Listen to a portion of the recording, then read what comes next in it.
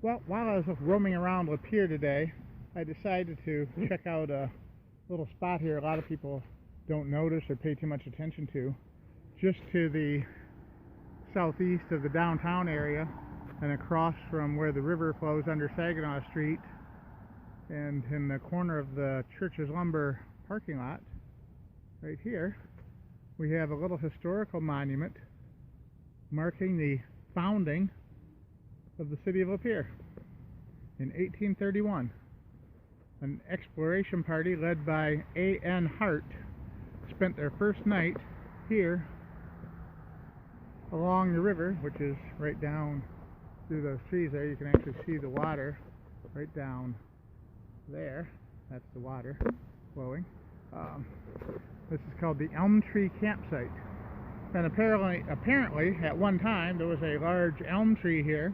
At least, people seem to think it was right here along this spot in the river, where the surveying party, or the exploration party for the homesteaders, set up their first camp, and a memorial marker was placed here afterwards. It says on November 11th, 1831, the A.N. Hart party, the first white pioneers of Lapeer, camped here, and this tablet is placed here by his son, R.G. Hart, the first white boy born in Lapeer County, under this tree.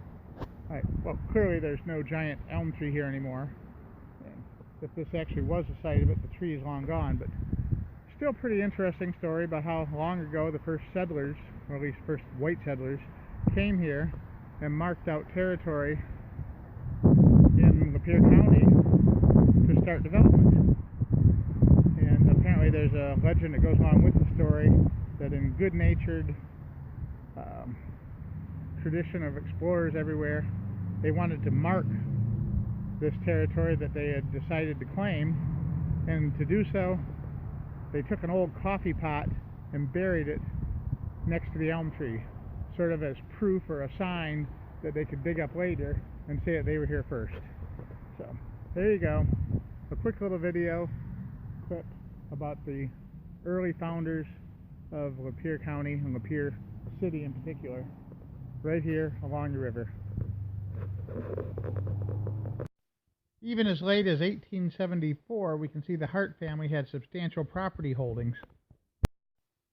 Their property ran from the railroad tracks across the river eastward to where Walmart is now, and then north toward Oregon Road up to where the current Audubon Park and Birdland subdivision is.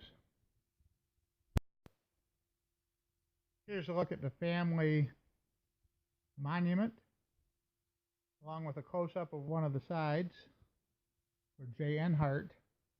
And then here's one for his son, the younger Hart, the first white boy born in Lapeer, along with his home that he lived in for many years in Lapeer.